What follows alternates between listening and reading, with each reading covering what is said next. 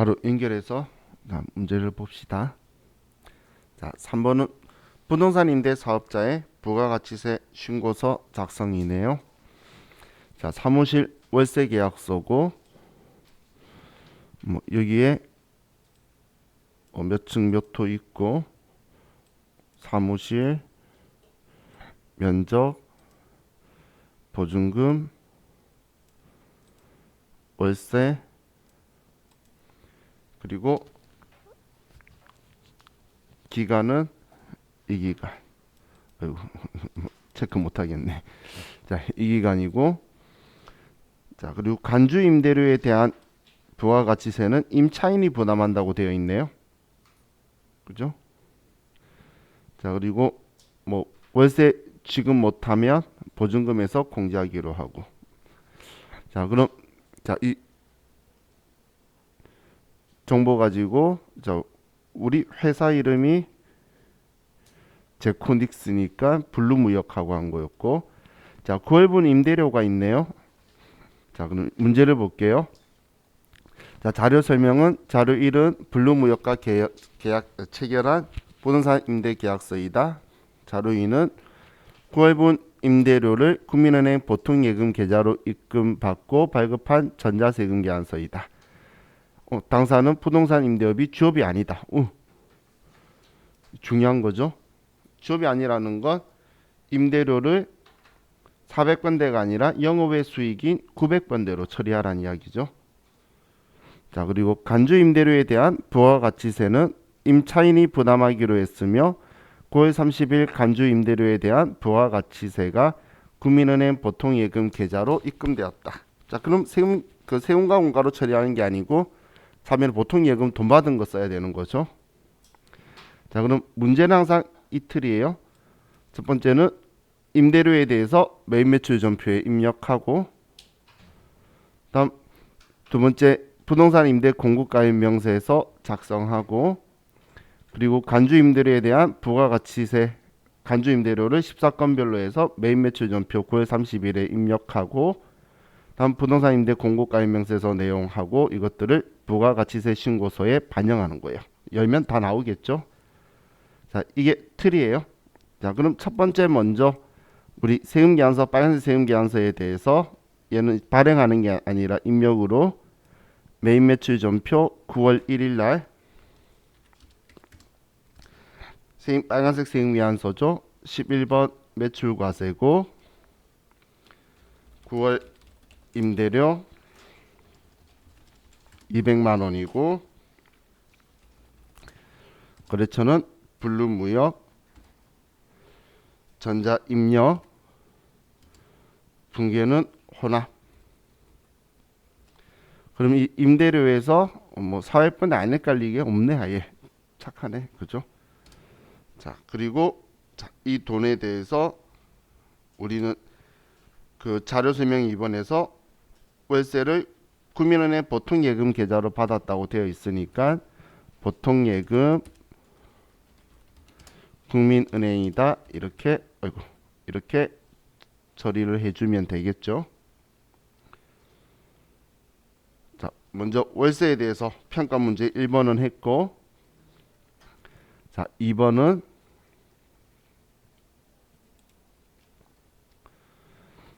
우리 부동산 임대 공급 가입 명세서로 가서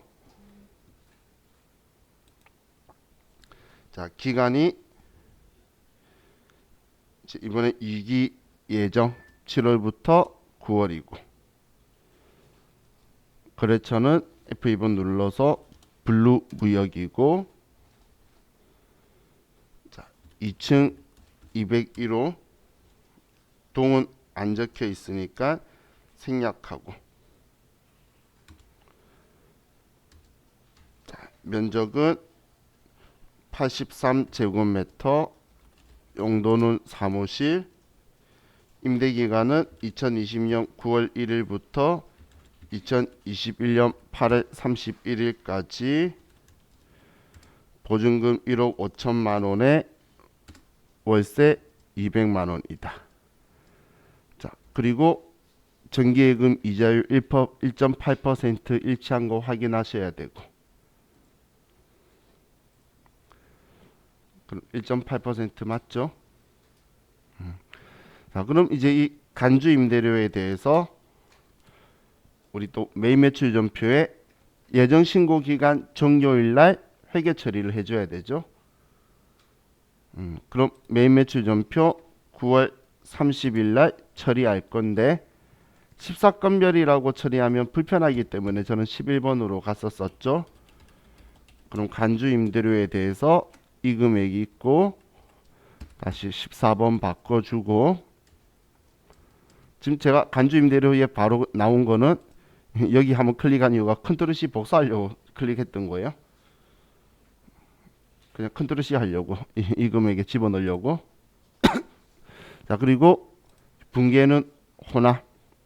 그럼 대면에 부가세 예수금 맞으니까 차변에 우리가 부담하면 세금과 원가, 임차인이 부담하면 돈 받는 거 쓰는 거라 그랬죠. 근데 지금 여기에 보면 국민은행 보통예금 계좌로 임차인 부담이라서 받았어요. 그럼 보통예금 22,131원을 국민은행으로 받았다. 이렇게 분계를 넣어줘야 되겠죠. 여기는 간주 임대료의 부가가치세만 부가세 예수금 높아진 만큼 회계 처리가 들어오는 거라 그랬어요. 자, 그럼 이제 우리 다 했죠. 부가세 신고서 열기만 하면 돼요. 자, 그럼 이제 전체 메뉴로 가서 부가가치세 신고서에 7월부터 9월로 가면 자, 우리 지금 14번은 간주 임대료분에서 오른쪽 역출적 기능에서 나오죠.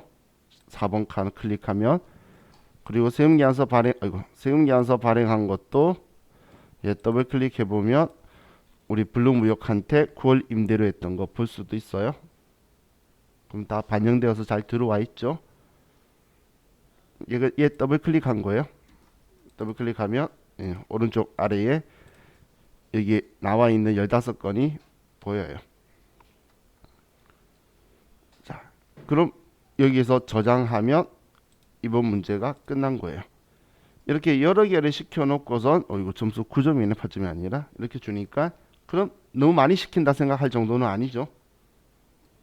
뭐 일반 전표 세 문제 푸는 거 하고 했을 때 얘가 더 편하지 않나? 우리 여기 위에 있는 세 문제 거래 자료입력보다 낫죠. 자, 다음 이제 4번 매입세액 불공제 내역 작성자의 부가가치세 신고서 작성이 있네요. 공통 매입세액 내역이 있고 뭐 과세 매출이 있고 자, 자료 설명은 본 문제에 한하여 주식회사 제코닉스는 과세사업과 면세사업을 겸용하고 있다고 가정한다. 자료 1은 과세사업과 면세사업에 공통으로 사용되는 자산의 구입 내역이다. 자료 2는 2020년 1기, 2020년 2기의 제품 매출 내역이다. 기입력된 데이터는 무시하고 제시된 자료에 의할 것. 공통 매입세액 평가 문제가 재계산하여 2기 확정 부가가치세 신고 기간에 매입세액 불공제 내역서를 작성하시오. 이번에 재계산이네요. 그죠? 그럼 얘는 뭐 전표 입력하고 하는 게 아니고 그냥 매입세액 불공제 내역서 작성하고 부가가치 신고 확정 신고서에 공통 매입세액 재계산 결과를 반영하시오. 들어가겠죠, 자동으로 입력하면. 그리고 공통 매입세액 재계산 관련 회계 처리를 일반 전표 12월 31일자로 입력하시오. 그럼 불공제가 더 되면 부가세 대급금 줄일 거고 마이너스가 되면 부가세 대급금을 늘려줄 거고. 그럼 지금 여기 면세 비율은 뭐 문제에서도 뭐 뻔한 거지만 25% 증가했죠. 그죠? 자, 그럼 공통 매입 내역 보니까 건물, 기계장치, 토지. 토지는 아이고 꺼버려 했더니 토지는 재계산 대상이 아니죠. 재계산은 고정자산만 가지고 하는 거라 그랬죠. 그러면 건물하고 기계장치만 가지고 면세 비율이 25% 증가한 것 가지고 하면 되겠네요. 자, 그럼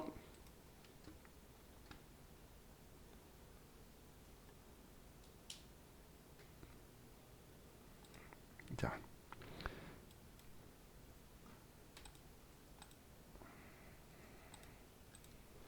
먼저 매입세액 불공제 내역으로 가서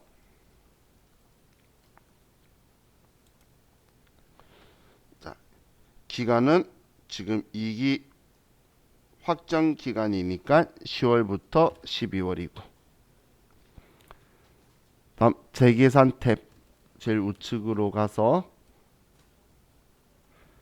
자 계산식 있는데 아래 보시면 1번 건물 구축물 2번 기타 감가상각자산 그럼 제일 처음 거는 건물이죠. 1번 건물 해당 재화의 매입세액은 1000만 원이고 건물은 지금 105분의 5 경과과세기간 수를 보면 18년 6월 25일 날 취득을 했으니까 경과과세기간 수를 세어보면 18년도 6월 30일 12월 31일 19년도 6월 30일 12월 31일 지금 20년도 6월 30일 12월 31일은 지금 하려고 하는 거잖아요. 그러면 5번이 경과되었죠. 이 취득한 날로부터 과세기간 종료일 수를 세시면 돼요. K랩에서는 우리가 이런 행동을 안 했었었죠. 근데 얘는 직접 세셔야 되니까 그러면 여기에서 5번이다. 그리고 면세 비율은 잠시만 제가 25% 산수 잘못했네. 15% 증가했네. 그죠? 25에서 40% 되었으니까 15% 증가하였다. 다음 두 번째는 기계장치니까 2번 기타 감가상각자산 500만 원이고 건물이나 구축물은 5%, 그 외에는 25%. 그리고 경과과세기간 수는 얘는 19년 3월 5일이니까 우리가 세어보면 19년 6월 30일, 12월 31일, 20년 6월 30일 이렇게 해서 3번 경과를 했네요. 19년 3월 5일 날 취득했으니까. 그죠? 그러면 경과과세 기간 수가 3번이 되고 그리고 얘도 똑같이 15%면 이 금액이 이제 증가를 한 거예요. 지금 25%에서 40%로 면세 비율이 증가해서 15%라고 쓴 거예요. 내렸으면 마이너스라고 썼을 거고 자, 그럼 이제 작성했으니까 저장 버튼을 누르고 자, 부가가치세 신고서에 10월부터 12월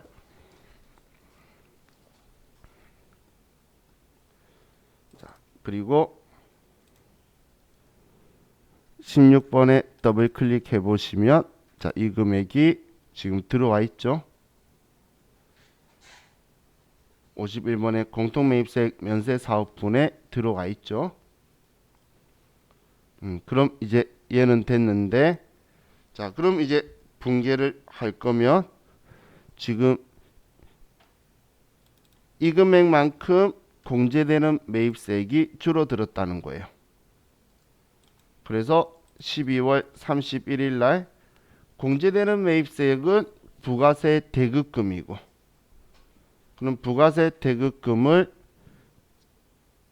늘려줄 거면 자산이니까 차변에 줄일 거면 대변에 그래서 대변에 부가세 대급금이 이 금액만큼 줄어드는데 이 줄어드는 만큼 취득원가에 포함할 거예요. 그러면 첫 번째 거는 건물인데 이 건물의 불공제된 금액은 112만 5천 원이었네요. 그럼 112만 5천 원이고 두 번째가 기계 장치 거가 18만 7,500원이다. 맞죠? 이렇게 처리되면 되겠죠. 뭐 AT 시험은 두 개 따로따로 분개해도 되고 뭐 건물값, 대변의 부가세 대급금, 기계 장치값, 부가세 대급금 써도 되고 이렇게 한 번에 하셔도 되고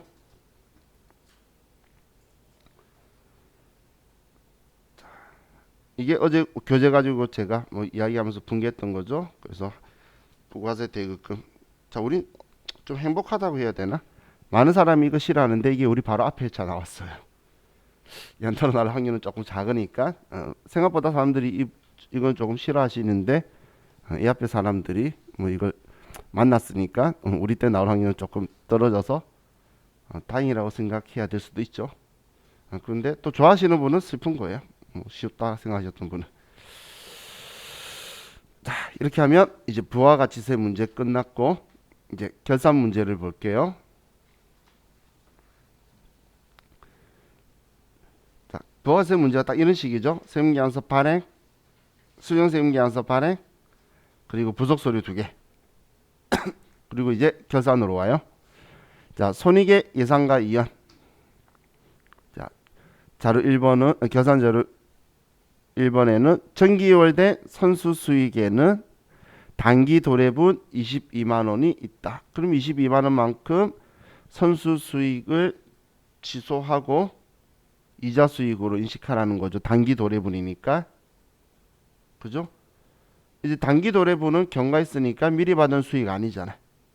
미리 받은 수익이라는 건 내년 거만 남아 있어야 되니까 이만큼 이자 수익 인식하라는 거고 6월 1일 보험료를 지급하고 전액 보험료 재적용비로 회계 처리했다. 얘는 비용으로 다 전액을 처리했네요. 1년분이에요.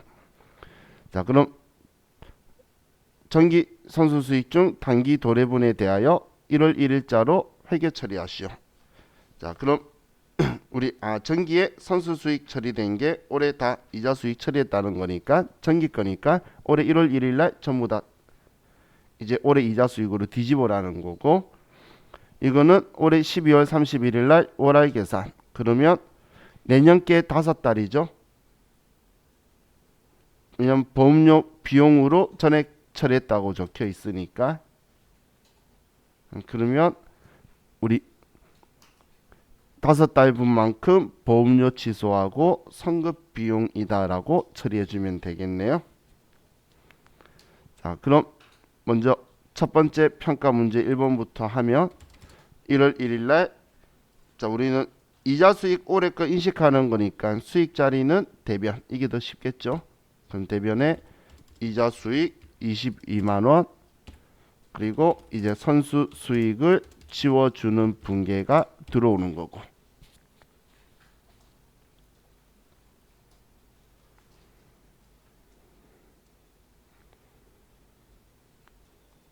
다음 12월 31일에는 우리가 대변에 500번대의 보험료를 할 건데 그럼 이 보험료가 162만 원이고 차기분은 5달. 그럼 월할 계산을 하면 67만 5천 원이 나오네요. 자, 곱하기 5 나누기 12 한 거예요. 12분의 5로. 그럼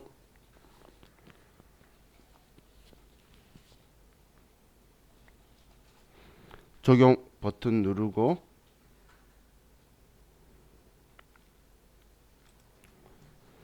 차변에 선급 비용이다라고 써주면 되겠죠. 67만 5천 원 어떻게 나왔는지 이해가시죠? 그냥 162만 원을 12분의 5 차기분만큼 보험료 취소해 준 거예요. 5달치 12분의 5. 자, 다음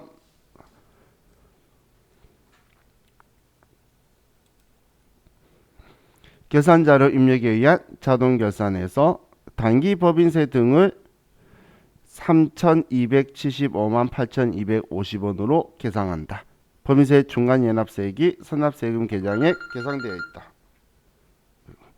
자, 그럼 수동 또는 자동 결산을 완료하시오. 자, 그럼 자, 이건 수동 결산이 편하죠. 자동 결산이 편하나요? 어차피 선납세금은 확인해야 돼요. 그럼 근데 문제에서 저는 소심하기 때문에 자동 결산만 이용하라 그러면 자동 결산 할 건데 근데 수동 또는 자동 결산 참 애매하다 그죠? 그럼 선납세금만 먼저 정리할게요. 자, 그럼 합계잔액 시산표로 가서 12월 31일 날 산납세금 얼마 있는지 확인하고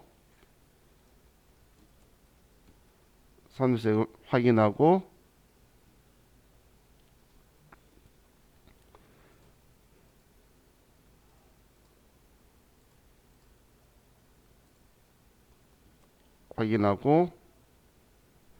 얘를 12월 31일 날 차변에 있던 애를 이제 대변에 산납세금을 지워주고 얘를 법인세 등으로 처리해 주는 게 먼저고 그럼 차변에 있던 산납세금을 지워준 거예요. 예, 차변에 있던 이 금액 대변에 써서 이제 산납세금을 법인세다 정리한 거고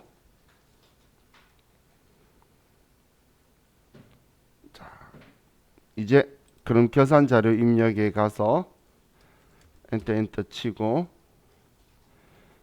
제일 아래에 법인세 계상에다가 문제에서 법인세가 3,275만 8,250원이라고 했는데 지금 방금 산납세금이 1,150만 원이었죠. 그럼 얘 빼면 나머지 금액 결과값 2,125만 8,250원 이 금액을 빼주면 되겠죠.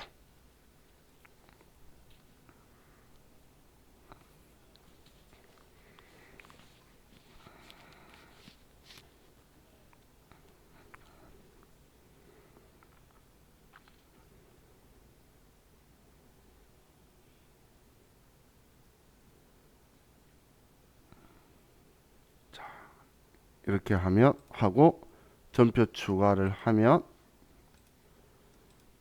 이제 이번 결산 문제도 끝이고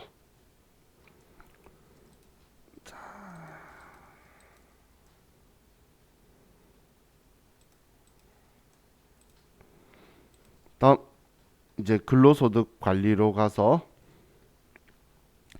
가족관계 증명서에 의한 사원 등록이 있네요. 자, 2020년 3월 15일 입사한 사무직 박민호의 가족관계 증명서이다. 부양가족은 박민호와 생계를 같이 한다. 배우자 민경옥과 2020년 12월 21일 이혼하였다. 자, 이혼했으면 자녀를 볼 건데 일단 자녀가 다 나이가 뭐 5살, 9살이니까 소득이 어이구 박수기는 많은 애야. 훌륭한 아이네요. 자, 2,500만 원 이자가 있는데 근데 박정희는 없으니까 기본공제 대상 직계 비속은 있죠. 그러니까 한부모 공제가 되네요. 이자 2,500 받으려면 돈 얼마 있어야 되죠? 부럽네요. 얘는. 자, 그럼 이제 부아버지는 양도소득 금액이 100만 원 있고 그럼 아버지는 뭐 나이 문제 없으시니까 70세시니까 뭐 될 거고 어머니 이미숙은 장애인 복지법에 의한 장애인으로 현재 타 지역의 요양시설에서 생활하고 있으며 소득이 없다. 뭐 요양 목적으로 떨어져 있는 건 생계를 같이 하는 걸로 보고 그럼 나이 문제 없으시니까 기본공제 대상 되실 거고 딸은 이자 소득이 2,500이라서 2,000이었으면 분리가 됐을 건데 2,500이라서 기본공제 대상이 안 되고 박정희는 문제가 없고 그럼 사원등록에서 부양가족 명세를 작성하시오. 자, 그럼 인사급여로 가서 사원등록으로 들어가고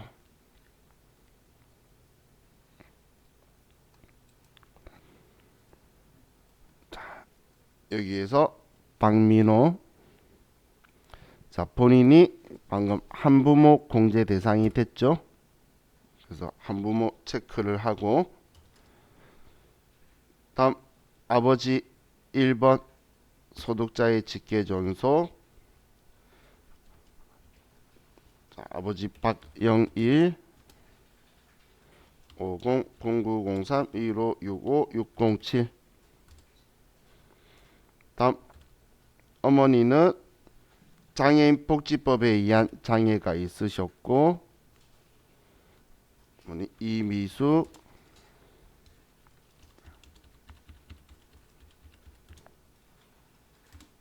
자 그리고 자녀 박수키는 소득 금액 때문에 안 되고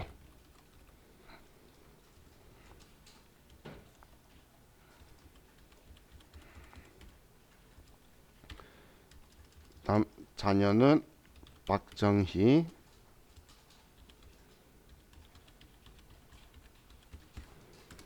이렇게 하면 되겠네요.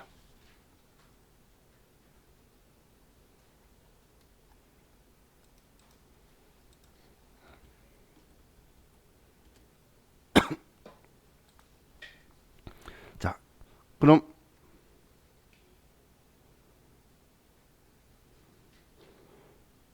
끝났죠? 근데 계속 생각이 나네. 저도 이 문제를 오늘 처음 봐요. 저번만 시험이니까 제가 문제 풀어줘. 제가 생각난다는 건 2,500을 줘도 부러울 텐데 이자가 2,500이면 얼마나 부러워. 그죠? 부모님 2,500을 줘도 좋은데 이거 매년 이만큼 받는 거 아니야. 제가 이랬으면 전 일 안 해요. 한 달에 150만 원 정도씩 쓰고 나머지 월세 하면서 평생 그리 살았을 거예요. 제가 한량이라 그랬죠. 부럽네. 내 통장에는 맨날 이자를 빼가던데. 줄 생각은 안 하고 빼갈 생각만 하던데. 자, 이제 급여 명세서에 의한 급여 자료. 자, 우리 그 회계사 AT 시험은 그냥 사원 등록, 급여 자료 입력, 연말정산 이 세 개가 그냥 다 나와요. 하나씩. 자, 그럼 10월 급여 자료인데 강민경, 신영욱 두 명이네요. 자, 여기에서 비과세 유무를 보는 거예요. 먼저 기본적으로. 자, 육아수당은 출산 및 6세 이하 자녀를 양육하는 경우 매월 고정적으로 지급하고 있다.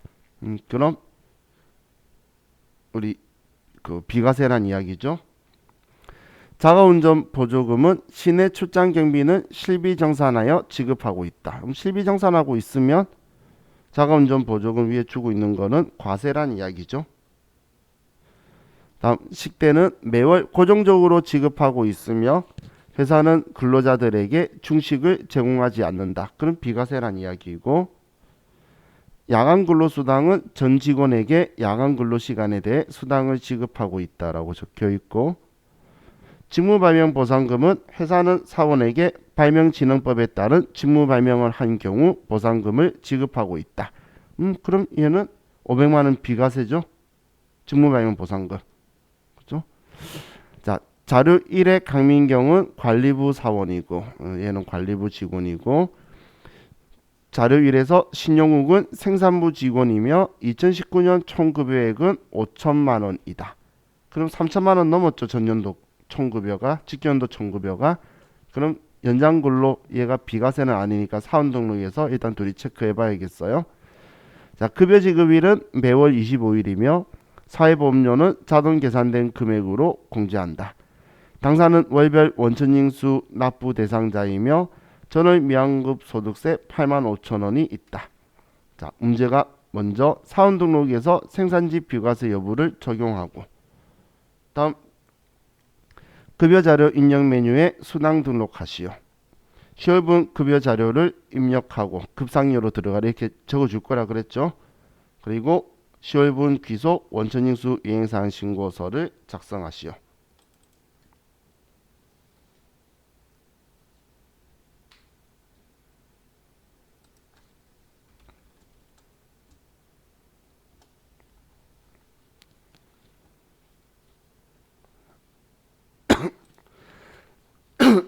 자, 그럼 이제 먼저 시킨 대로 사원동 우리 들어와 있네요. 그러면 강민경을 보면 강민경은 관리직이었죠. 그래서 지금 우리 이 부분만 보면 되겠죠. 지금 이야기한 건 여기 이 부분 보는 건데 자, 그럼 강민경은 뭐 생산직 부대에 있으면 끝났고 신영욱은 생산직은 맞죠? 신영욱 맞죠 이름? 네. 그럼 생산직은 연장 근로는 비과세는 부 이렇게 적혀 있으면 되죠. 요거 여기는 부 이렇게 맞춰 놓고 자 그럼 평가 문제 1번은 끝났고 이제 창 닫고 급여 자료 입력으로 가서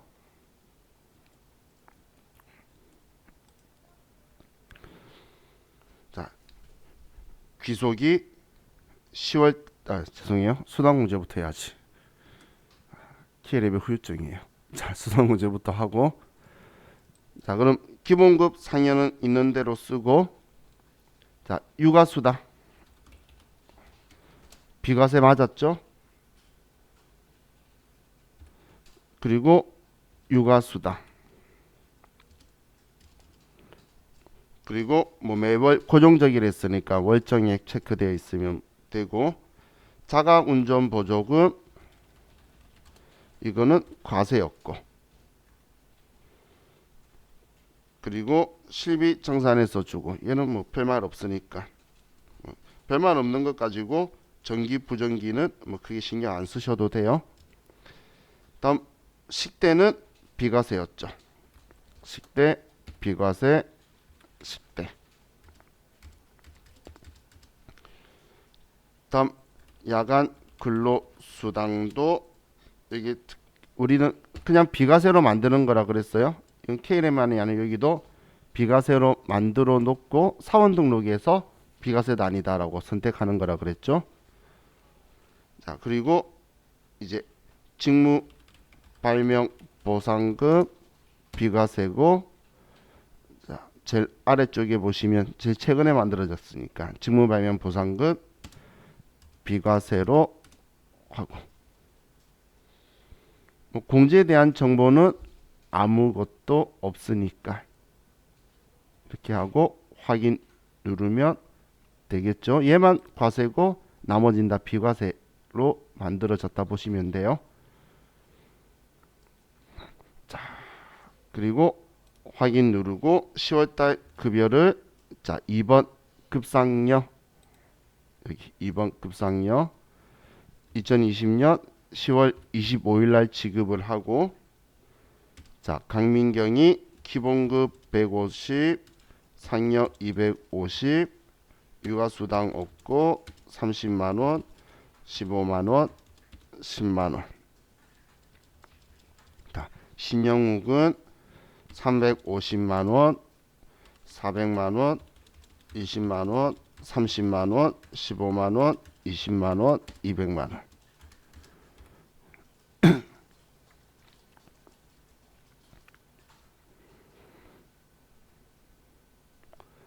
어우, 이 사람은 10월 달에 따뜻하게 보내네. 그죠? 자, 그럼 이제 우리 두 번째 급여, 두 번째, 세 번째 끝났고 이제 마지막 원천징수 이행사항 신고서. 원천징수 이행사항 신고서에 가서 10월 기속을 10월 25일 날 그럼 10월이고 전월 미환급세액이 85,000원 있었으니까 여기 85,000원을 쓰고 그리고 저장하면 자 이번 거 끝났죠.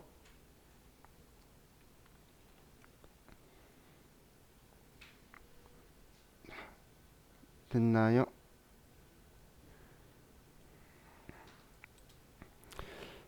자, 그럼 이제 다음은 연말정산. 자, 부양가족은 모두 공지운과 생계를 같이 하고 있으며 소득이 있는 자는 없다. 뭐 전부 다 소득 없으면 나이하고 상관 나이만 보면 되는데 이 적혀 있는 거 아래 그림 보니까 전부 다 기본공제 대상이네요. 자, 장기주택 이자 상환액은 세법상 공제 요건을 충족한다. 자, 제가 어디 카레 가는지 신경 안 써도 된다고 말한 게 의료비 세액 공제는 의료비 탭에서 입력하고 구세청 자료는 공제 대상 합계 금액을 한 건으로 보험료 세액 공제는 소득 공제 탭에 장기주택 이자 상환액 및 연금저축은 정산 면세 탭에서 면세라서 명세인데 자 탭에서 하라고 적혀 있죠. 어느 탭에 하는지 적혀 있다는 이야기예요. 자, 그럼 부양가족 현황들이 적혀 있고, 자, 의료비에서 이지영 우리 배우자 건데 뭐 특별하게 안경이나 산후조리원 이런 거 없으니까 그냥 입력하면 되겠죠. 여기선 일반이다 뭐다 구분할 필요도 없어요. 의료비에 쓰면 자동으로 반영되니까. 그럼 의료비만 먼저 써보면 연말정산 근로소득 원천징수 영수증에서 F2번 눌러서 공지훈 의료비 탭 클릭하고, 자, 부양가족 코드에서 F2번 눌러서 이지영, 자, 국세청 자료 한 건 455만 원이다. 이렇게 써주기만 하면 되죠.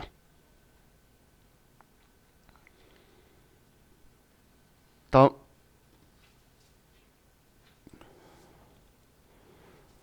보험에서 보장성 보험이 있는데 피보험자가 공지훈 다 본인이네요. 그리고 자동차 보험 안보험 그럼 전부 다 문제될 거 없네요. 그럼 174만 5천 원을, 자, 우리 보험료는 정산 명세 죄송해요. 소득공제 탭에서 공지훈의 보장성 지금 국세청 정보조 위에 칸에다가 174만 5천 원이라고 써주면 되고,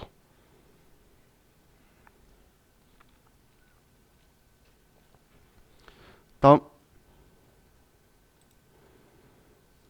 장기주택 저당 차입금 이자 상환액. 자, 얘는 12년 가입했고 30년 고정금리 N 비거치식. 그러면 정산명세로 가서 보면 12년 이후 차입분 여기로 들어가라 그랬어요. 12년 이후인데 12년 포함이고 30년이고 고정금리 M 비거치식. 그러면 여기로 가서 지금 여기에다가 금액을 480만 원을 써주고,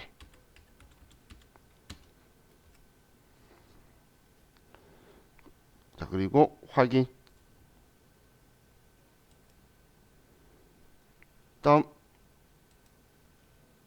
연금인데 연금은 본인 것만 되는데 본인 가입했네. 그죠?